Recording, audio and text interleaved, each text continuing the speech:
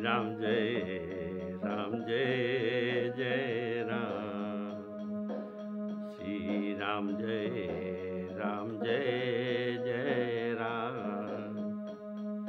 श्री राम जय राम जय जय राम। श्री राम जय राम जय जय राम। श्री राम जय राम जय जय राम। श्री राम जय राम जय जय राम। श्री राम जय राम जय जय राम। श्री राम जय राम जय जय राम। श्री राम जय राम जय जय राम। श्री राम जय राम जय जय राम। श्री राम जय राम जय जय राम। श्री राम जय राम जय जय राम। श्री राम जय राम जय जय राम। हमारे आदरणीय श्रोताओं को सादर सप्रेम सभी को राम राम कहकर राम कथा को स्वागत करता हूँ। प्रेम से बोलिए श्री राम जय जय राम। तो आप लोग सुन रहे थे पिछले एपिसोड में जब शूद्र शरीर में काकभूषुंडी जी को शिव भगवान जी ने गुरु अवमानना के कारण अजगर होने का अभिशाप दे दिया। कितना जन्म? 10,000 जन्म तक उनको अजगर होना पड़ेगा। ऐसा जब अभिशाप दे दिया तब इनके गुरु ये ब्राह्मण श्री शंकर भगवान जी को प्रार्थना किए, हे शंकर, हे दीन दयाल, हे कृपाणु, अब यही भक्त पर, मेरा भक्त पर, मेरा शिष्य पर आप कृपाणु होइए। इसके लिए शाप दिया हुआ शाप का अनुग्रह कीजिए। हे कृपा सिंधु भगवान, ऐसा ही कीजिए। ऐसा कहकर आपने जो सुना, ये रुद्राष्टक बोला। रुद्राष्टक में शंकर भगवान जी प्रसन्न हुए और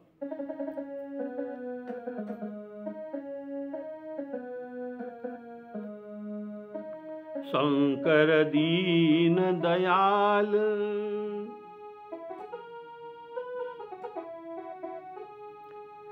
शंकर दीन दयाल, अब यही पर होहु कृपाल। शापनुग्रह होई जही, नाथ थोरे ही काल, नाथ थोरे ही काल। गुरु ब्राह्मण द्विज शंकर भगवान जी को कहते हैं कि हे कृपा निधान, अब वही कीजिए जिससे उनके परम कल्याण हो, जिससे वह फिर हरि और हरिजनों से द्रोह आचरण न करे, संसार बंधन में छूटे और भगवत प्राप्ति भी हो जाए। ऐसा कृपा कीजिए। तब शिव जी ने कहा, यद्यपि इनके आचरण जो है, ये तो जो कृपा के पात्र नहीं है, क्योंकि तुम अपने लिए कुछ भी नहीं मांगा, लेकिन इसके लिए जो कृपा के पात्र नहीं है उनके लिए तुम वर मांगा है, जो तुम्हारे द्रोह किया था। तुम इनके लिए वर मांग रहे हो, इसलिए मैं समझता हूं कि तुम सच्चा संत हो। तुम्हारे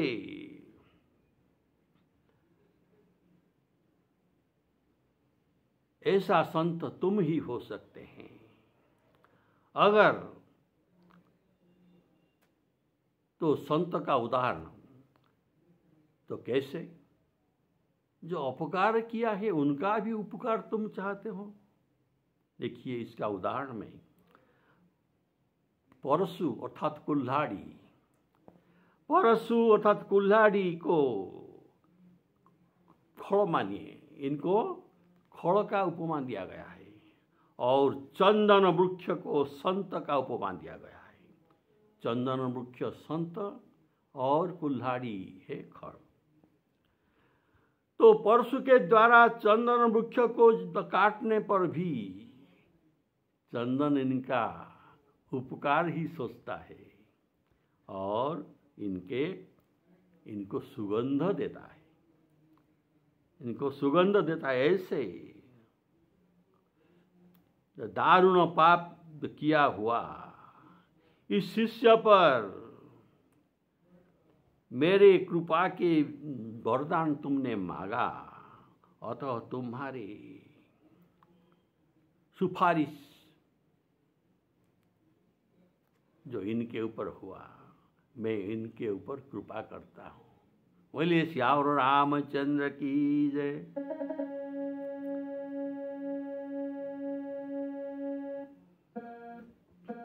यही कर होई परम कल्याण, यही कर होई परम कल्याण, सोई करहु प्रभु कृपा निधान। विप्रगिरा सुनी परहित सानी, एवमस्तु इति भई न भवानी। यद्यपि कि न एहि दारुण पापा, यद्यपि कि न एहि दारुण पापा, मैं पुनि दीनी क्रोध करि शापा, तदपि तुम्हारी साधुता देखी, करी हूँ यही पर कृपा विषेखी, करी हूँ यही पर कृपा विषेखी। तो संत के ऐसा ही लक्षण होता है, जो जैसे कुल्हाड़ी और चंदन का संबंध है। संत संतनि के असी करनी, जिमि कुठार चंदन आचरनी, काटई परशु मलय सुनु भाई, निज गुण देई सुगंध वसाई, निज गुण देई सुगंध वसाई। तुमने उनकी जितनी सिफारिश किया है, तुम्हारी साधुता देखकर मैं सिफारिश तुमने जितना किया है उससे मैं कहीं अधिक उन पर कृपा करूंगा, जो तुमको विश्वास नहीं होगा। तो देखिए मैं उन पर कैसा कृपा करता हूँ। तदपि तुम्हारी साधुता देखी,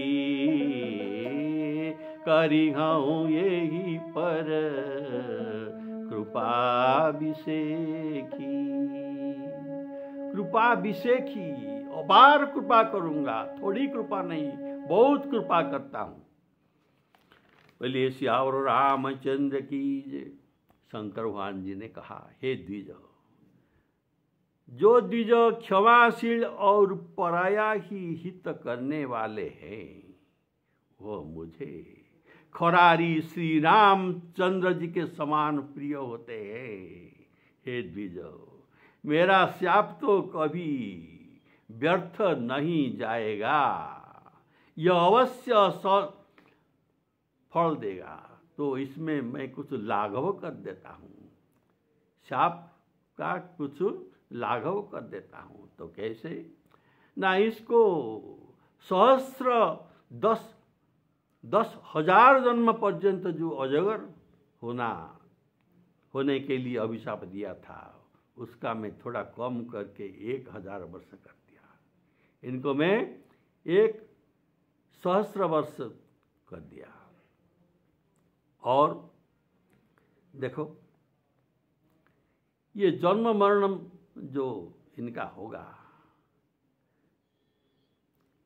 तो जन्म और मरण के समय बहुत कष्ट होता है।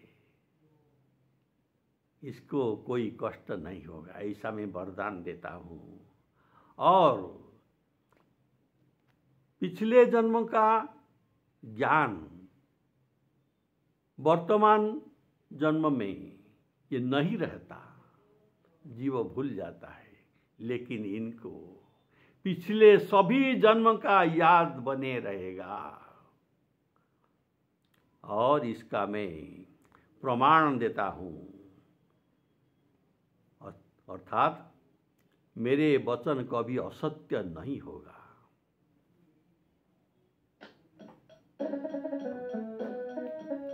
क्षमाशील जे पर उपकारी, क्षमाशील जे पर उपकारी, ते द्विज मोहि प्रिय यथा खरारी।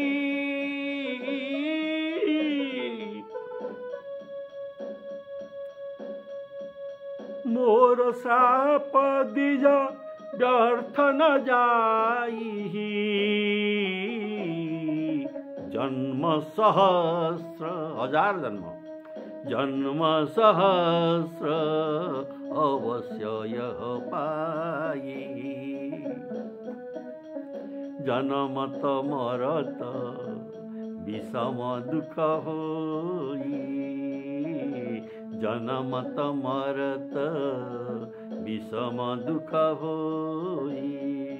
यही सर्पऊ नहीं व्यापी सोई, स्वल्प भी दुख अर्थात किंचित भी दुख इनको नहीं होगा जन्म मरण में। कवनेउ जन्म मिटहि नहीं ज्ञाना, कवनेउ जन्म मिटहि नहीं ज्ञाना। सुनहि शूद्र मम वचन प्रमाणा,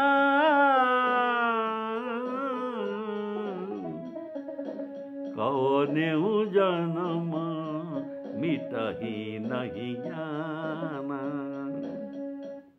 हे द्विज सुनो, क्षमाशील और परोपकारी यह संतों के स्वभाव है। हे द्विज, मुझे खरारी श्री रघुनाथ जी के समान ऐसा क्षमाशील और परोपकारी द्विज प्रिय है। अर्थात संत और श्री भगवान में मैं कुछ अंतर नहीं देखता। संत भगवान संत संत को मैं भगवान के रूप ही मानता। तुम संत हो, इसलिए तुम्हें मैं खरारी श्री रामचंद्र जी के समान मानता हूँ। क्षमाशील अर्थात क्षमा का कभी परित्याग नहीं करते और उनके पास जो उपकार करने का है, इनके पास जो दूसरों के उपकार करने का गुण जो है, वह शत्रु का भी अहित करने वाले, शत्रु जो अहित करने वालों को भी ये भलाई ही करते हैं। ऐसा असली संत का लक्षण है। तो शंकर भगवान जी कहते हैं, हे उमा, सुंदरकांड में, उमा संत कई इहई बड़ाई, उमा संत कई इहई बड़ाई, मंद करत जो करई भलाई, मंद करत जो करई भलाई। देखिए विभीषण का रावण की सभा में कितना सम्मान था। भरी सभा में ऐसे सम्माननीय विभीषण को पदाघात किया रावण ने। कितना अपमान हुआ इनका, फिर भी वही विभीषण रावण का भलाई ही चाहता है और ये कहता है, आप मेरे पिता के सदृश है, आप मुझे मारे, इसमें कोई गलत बात नहीं है। ऐसा पिता शासन करते हैं पुत्र को। लेकिन आपकी भलाई इसी में ही है कि आप राम जी को भजन करें, इसी में आपका कल्याण होगा। देखिए ये ऐसा संत है। तुम पितो सरिस भले ही मोहि मारा, तुम पितो सरिस भले ही मोहि मारा, राम भजे हित नाथ तुम्हारा। ऐसा इनका अंतिम वाक्य कहकर ये राम जी के शरण में चला गया। जैसे मैं प्रिय खरारी श्री राम जी का है, राम जी जैसे मुझे प्रिय है, इसलिए मैं उनका बात को टाल नहीं सकता। इनके बात, कोई भी बात को, राम जी का बात को मैं टाल नहीं सकता। ऐसे तुम जो राम जी के समान प्रिय हो, तुम्हारी बात को भी मैं टाल नहीं सकता। मैं इनका अवश्य कल्याण करूंगा। जैसे देखो राम जी का स्वभाव, कोटि भी विप्रवध करने वाला भी अगर श्री राम जी के शरण में आने आता है तो इनके अपराध को, सभी अपराध को क्षमा करके श्री राम जी उनको शरण में लेते हैं। वैसे तुम्हारी अपराधी शिष्य को क्षमा करके उनके ऊपर कृपा करूंगा। क्षमाशील जे पर उपकारी, ते द्विज मोहि प्रिय जथा खरारी। देखो शंकर भगवान जी कहते हैं, वचन रक्षा करना सत्पुरुषों का कर्तव्य है, सत्पुरुषों का लक्षण है। पुनः ईश्वर और देवता ये कभी मिथ्या नहीं कहते, जो कहते हैं सत्य ही कहते, अर्थात उनका वचन कभी मिथ्या नहीं होता। मुधा अर्थात मिथ्या। मुधा वचन नहीं ईश्वर कही, मुधा वचन नहीं ईश्वर कही, शंभु गिरा पुनि मृषा न होई। ईश्वर के वचन कभी मिथ्या नहीं हो सकता, इसलिए शाप कभी व्यर्थ न होगा, अवश्य फलेगा। और इनके शाप भोगने में मैं सुलभता कर दूंगा। ये अत्यंत सुलभ से इस शाप को भोग लेंगे। इनके गुरु पर ईर्षा करने पर जो अपराध किया था, इसका दंड स्वरूप इनको रौरव नरक में भी जाना था, लेकिन इन पर मैं अनुग्रह करके ये रौरव नरक को नहीं भेजता हूँ। इन पर कृपा कर दिया, इनको नरकगामी ये नहीं होगा। अतः मेरे अनुग्रह से इसे रौरव नरक भोगना नहीं पड़ेगा। ऐसा तो नियम है। जो गुरु के साथ ईर्षा करते हैं, इनको अपमान करते हैं, इनको रौरव नरक कोटि युगों पर्यंत भोगना पड़ता है, इसे नहीं भोगना पड़ेगा। जो सठ गुरु सन ईर्षा करही, जो सठ गुरु सन ईर्षा करही, रौरव नरक कोटि युग परही। तो इस दिन को रौरव नरक में जाना नहीं पड़ेगा, किंतु जो अयुत जन्म के लिए इनको सर्पयोनि में रहना था, इसका मैं छोटा कम करके 1000 जन्म तक कर दूंगा। 1000 जन्म यह अवश्य सर्प होगा। क्यों ना? मेरा श्राप कभी व्यर्थ नहीं जा सकता। मोर श्राप द्विज व्यर्थ न जाई, जन्म सहस्र अवश्य यह पाई। 1000 जन्म पर्यंत जन्म मरण भोगना पड़ेगा, पर मेरे अनुग्रह से जन्म और मरण के समय जो दुस्सह दुख, भयंकर दुख सभी को होता है, इन्हें नहीं होगा।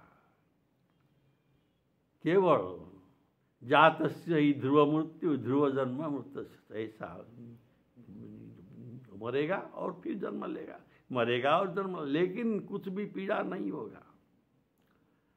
जन्म मरण में कैसे दुख होता है, ऐसा हमारे शास्त्र में लिखा गया है कि माता के छिद्र से जब बालक निकलता है, माता के छिद्र से, जिस छिद्र से बालक निकलता है, ये छिद्र अत्यंत छोटा है। छिद्र अत्यंत छोटा है, लेकिन बालक बड़ा है, बालक मोटा है, छिद्र छोटा है। तो उस छिद्र से निकलने से बहुत कष्ट होता है। जैसे सोनार चांदी और सोने को छिद्र में डाल डाल कर पतला करता है, वैसे ही बालक को निकला जाता है उस छिद्र से। बहुत कष्ट होते हैं। जैसे छोटे पिंजरे में पक्षी रहता है, इनका अच्छा नहीं लगता, अच्छा न लगने पर भी इनको रहना पड़ता है। वैसे ही गर्भाशय में जंत्रणा अनुभव करके छोटे से गर्भाशय में वह जीव व्याकुलता पूर्वक रहता है और अपने को कष्ट होता है। इसलिए ये अंजलिबद्ध करके हाथ जोड़कर ईश्वर को स्तुति करता रहता है। हे प्रभु मुझे इससे निकालिए, इस कष्ट मेरा दूर कीजिए। यह सब भागवत में वर्णित है। कपिल भगवान अपने माता देवहूति को भागवत में कहते हैं कि मुझे हे प्रभु मुझे कृपा करके इस नरक से निकालिए।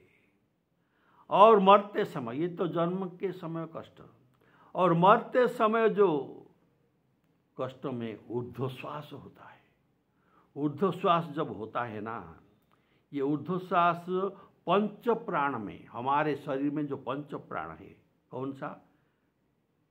ना उदान, व्यान, समान, प्राण और अपान, ये पंच वायु, ये पंच प्राण को एकत्र मिलाकर जीव निकलता है। तो ऐसा कहा जाता है कि निकलते समय तब हजार बिच्छू के एक साथ डंक मारने का जैसे कष्ट होता है, ऐसे जीव निकलने पर ऐसा कष्ट होता है। अतः शिवजी काकभूषुंडी को ऐसा जन्म मरण के जंत्रणा से रिहाती देते हैं और अनुग्रह करते हैं। तो कहते हैं जन्मत मरत विषम दुख होई, जन्मत मरत विषम दुख होई। यही सर्प नहीं व्यापी सोई,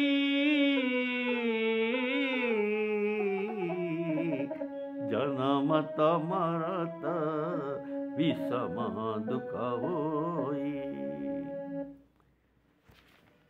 और पद्म पुराण में कुछ लिखा है, आपको सुनाता हूं। पद्म पुराण के अनुसार जन्म लेते समय जीव जब जन्म ये लेता है, माता के छिद्र से ये निकलता है, तब जीव को बहुत कष्ट होता है और ये मूर्छित हो जाता है। जब ये पूर्व जो गर्भ में था, इनका विवेक बुद्धि रहा था, इस ईश्वर को प्रार्थना कर रहा था, और जब उनका जीव को ईश्वर की प्रार्थना कर रहा था, जीव को प्राप्त, वह उनका अज्ञान दोष से, जीव का अज्ञान दोष से या नाना प्रकार के कर्म के प्रेरणा से जन्म लेने के पश्चात ये ज्ञान जो माता के जरायु में रहकर जो ज्ञान इनको था, ये अभी ज्ञान नहीं रहता, ये नष्ट हो जाता है। जब दुख से मूर्छित हो जाता है और बाहर निकलकर बाहरी हवा के संपर्क में आता है, उस समय उसके चित्त पर महान मोह छा जाता है। बोलिए श्याम रामचंद्र की जय। भूमि परतवा डावर पानी, भूमि परतवा डावर पानी, जिमिली जीवही माया लपटानी। श्री राम जी लखन जी कहते हैं, देखो वर्षा ऋतु है, आकाश से पतित जल कितना स्वच्छ दिखाई देता है, लेकिन जब भूमि में पड़ता है तब ये डाबर अर्थात गंदला हो जाता है। ऐसे ही जीव अंदर में जो था ये स्वच्छ था, और जब बाहर निकला तब इनको माया, इनको मोह छा गया। भूमि परतवा डावर पानी, जिमि जीवही माया लपटानी। तो ये ज्ञान नहीं रहता,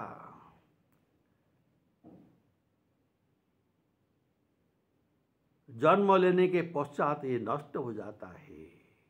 जोनी यंत्र से पीड़ित होने पर जब ये दुख से मूर्छित हो जाता है और बाहर निकलता है, बाहरी हवा में संपर्क में आने पर इनको मोह छा जाता है। यह बात पद्म पुराण में है। सम्मूढ़स्य स्तुति भ्रंशः शीघ्रं संजायते पुनः। इनका स्मृति भ्रंश हो जाता है, ज्ञान लुप्त हो जाता है।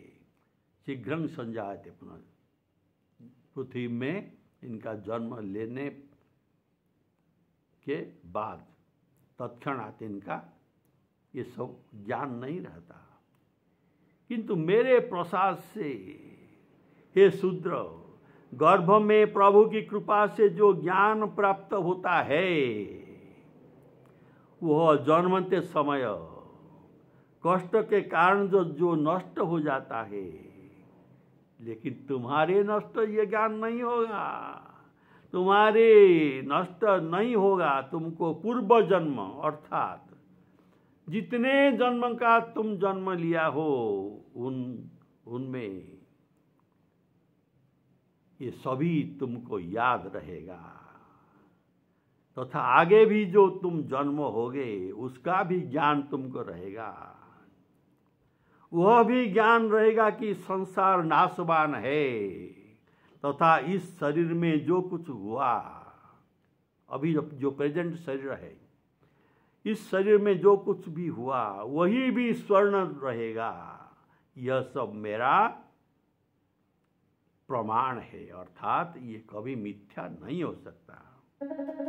कवनियो जन्म मिटहि नहीं ज्ञाना, कवनेउ जन्म मिटहि नहीं ज्ञाना। सुनहि शूद्र मम वचन प्रमाणा,